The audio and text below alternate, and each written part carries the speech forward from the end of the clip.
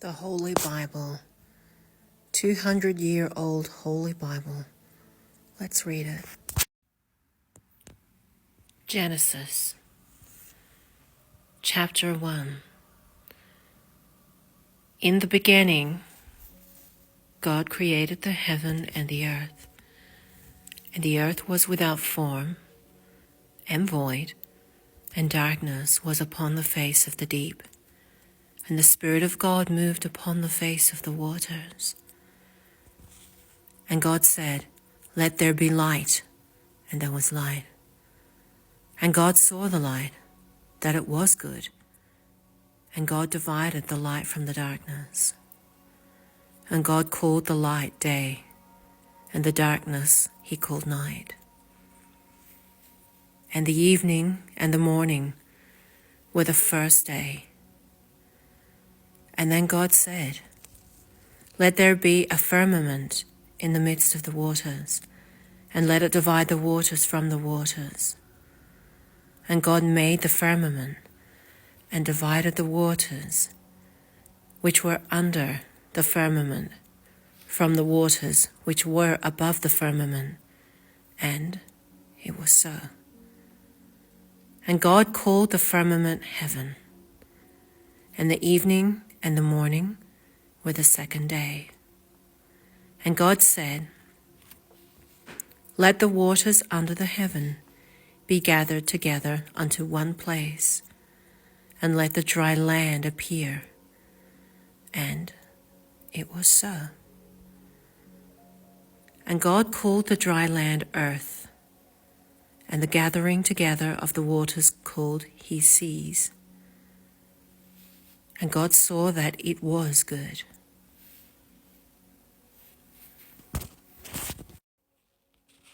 And God said, "Let the earth bring forth grass, the herb yielding seed, and the fruit tree yielding fruit after his kind, whose seed is in itself upon the earth." And it was so. And the earth brought forth grass and herb yielding seed after his kind, and the tree yielding fruit, whose seed was in itself after his kind. And God saw that it was good. And the evening and the morning were the third day.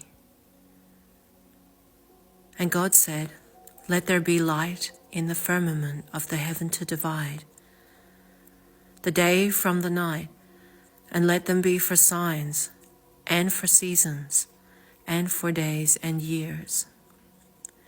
And let them be for lights in the firmament of the heaven to give light upon the earth." And it was so.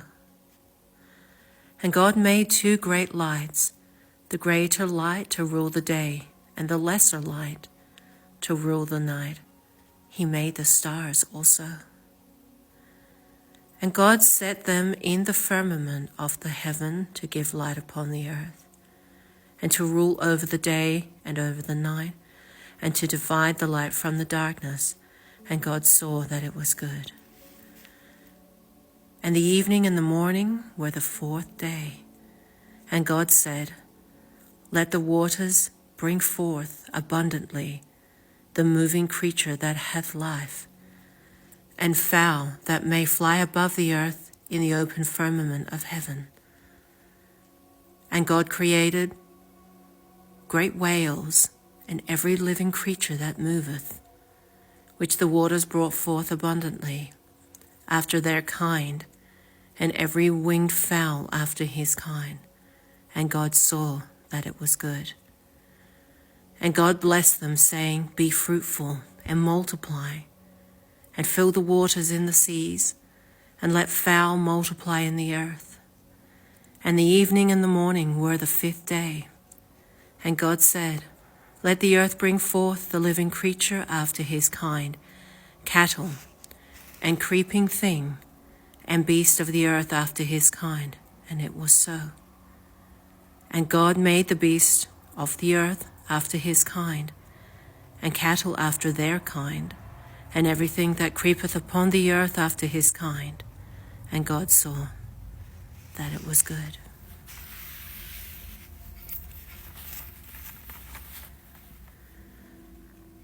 Chapter 1.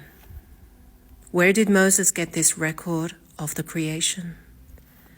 Unless we resolve it into immediate revelation, it is not possible to account for its existence. Most striking is its agreement with all the present facts and discoveries of geology, or our knowledge of the Earth's history. Geology tells us that we must go back through the ages multiplied upon ages for the date of the world's creation. The Bible tells us that this creation took place in the beginning, but leaves that beginning still a secret. Geology tells us that after the mere crust or material of the earth was brought into existence, thereafter there followed 6 great epochs or periods of time in which certain progressive changes took place, preparatory to the creation of man, and with the view of fitting up this world for his home and habitation. And in the Bible, there is nothing to contradict this statement. Nay, there is everything to substantiate and uphold it. Geology tells us that the word day in this chapter is to be taken in a twofold sense. In the sense of a long continued period of time, and in the sense of the shorter period of 24 hours.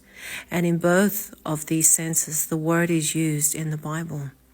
But how do we get the two meanings in the passage before us?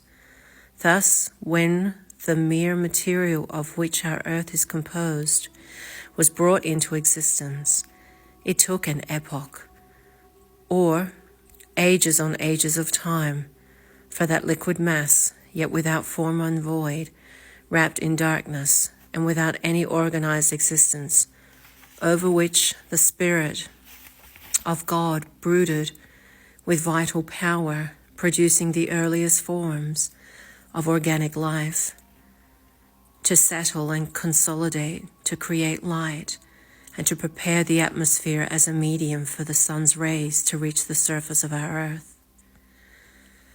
But as the face of the globe was still covered with water, it took another epoch to form the firmaments, or that elastic atmosphere which divides the waters below from the waters which are bound up in the clouds above.